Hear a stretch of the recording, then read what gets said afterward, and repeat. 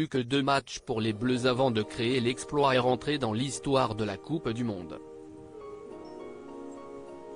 En cas de victoire finale, les joueurs de l'équipe de France, attendus au tournant ce mercredi 14 décembre face à la féroce équipe du Maroc, pourraient encaisser de gros chèques dont les montants ont été dévoilés dans les colonnes du Parisien.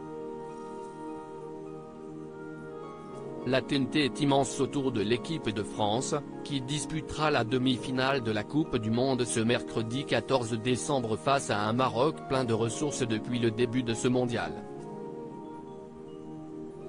Un match pendant lequel tous les regards seront rivés notamment sur Kylian Mbappé, la star des Bleus, récemment snobé par son adversaire anglais, qui affrontera son ami dans la vie de tous les jours, le latéral droit marocain Achraf Hakimi. Sur les réseaux sociaux, les deux joueurs du PSG affichent régulièrement leurs liens très forts, même depuis le début de la Coupe du Monde pendant laquelle ils se soutiennent mutuellement. Et du soutien, Kylian Mbappé en a eu besoin au début de la compétition, alors que l'équipe de France traversait une mauvaise passe.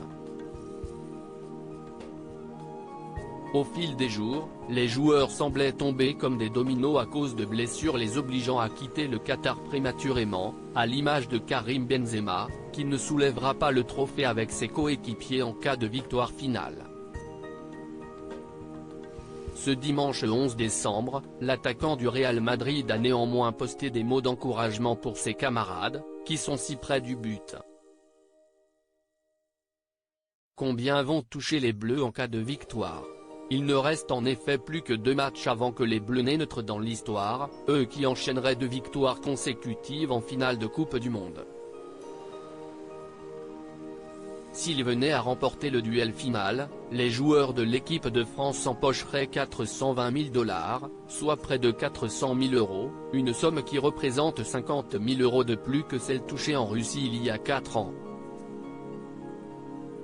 De très beaux chèques que les footballeurs, qui ne sont pas à plaindre financièrement, n'encaissent généralement pas sur leur compte en banque, comme l'a rappelé le Parisien, qui a dévoilé ces chiffres.